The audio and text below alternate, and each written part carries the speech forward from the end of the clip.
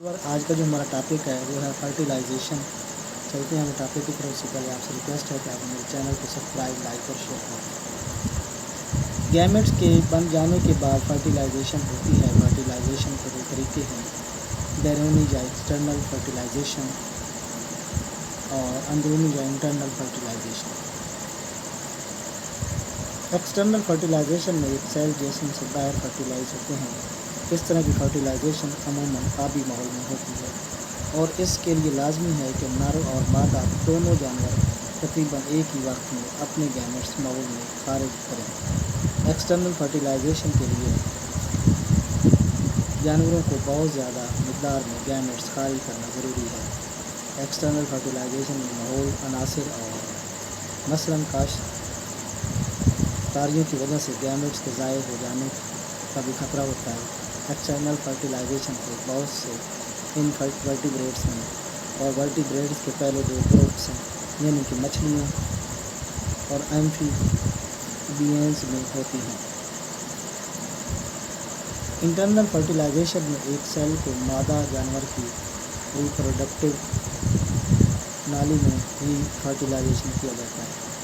ये fertilisation reptiles, परिंदों और मैमल्स में होती है। ऐसे जानवर नमू पाने वाले एम्ब्रियो को हिफाजत फराहम करते हैं। फर्टिलाइजेशन के बाद रेप्टाइल्स और परिंदे अपने अंडों एक सेल्स के गिर्द हिफाजती शेल्स बनाते हैं और फिर उन्हें खारिज करते हैं। ये शेल पानी के ज़िया और नुकसान से बचाता है। मैमल्स सिवाय अंडे देने वाले मैमल्स के में फर्टिलाइजेशन के बाद एक सेल के नए बच्चे में नमो के जिस्म में होती है।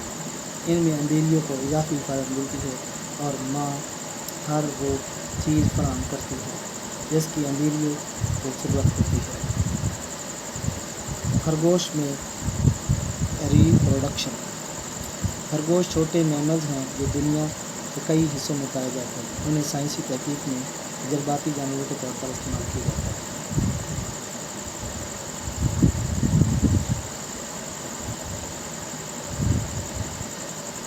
नर रिप्रोडक्टिव सिस्टम। खरगोश के नर रिप्रोडक्टिव सिस्टम के हिस्से ये हैं: टेस्टिस जो स्पर्म बनाते हैं, मुंसलिक नालियाँ जो स्पर्म को बैरूनी ग़िज़ा तनासुल यानी कि जेनिटिलिया तक पहुँचाती हैं, और ग्लैंड्स और जो स्पर्म पर सेक्रेशन का इजाफा करते हैं। टेस्टिस जल्द की बनी एक थैली यानी कि सेक्रोटम में मौजूद होते हैं जो कि जिस्म से नीचे लटकी हुई होती हैं। हर टेस्टिस में बलदार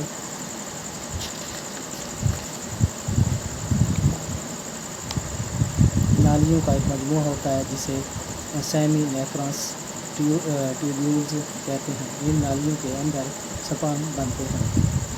जब स्पर्म मुकम्मल बन जाते हैं तो टेस्टिस की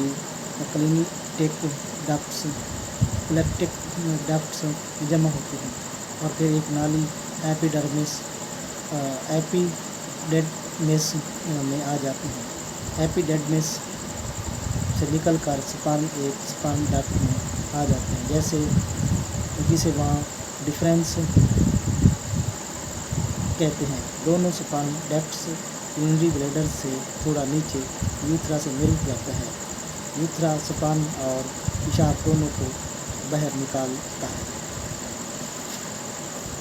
स्पर्म और फ्लूइड पर मुश्तमिल मवाद कोसीमन कहते हैं। इसमें 10% स्पर्म और 90% फ्लूइड होता है। जैसे जैसे स्पर्म टेस्टिस की नालियों में यूथ्रा की तरफ आते हैं, मुंसलिक ग्लैंड्स और इनमें मुख्तलिफ सेक्रेशंस डालते हैं।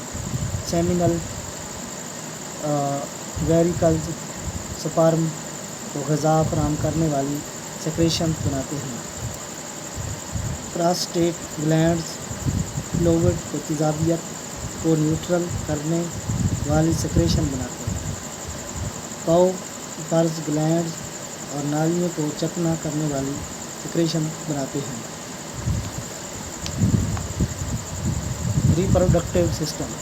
خرگوش کا مادہ ریپروڈکٹیو سسٹم اووریز اور ان سے منسلک نالیوں پر مشتمل ہے۔ اووریز چھوٹے سائز کے بیضوی آرگنز ہیں۔ یہ ابڈامینل کیویٹی میں گردوں کی تھوڑا اورینٹل جانب پائی جاتی ہیں۔ آج تک اتنا ہی، مقصود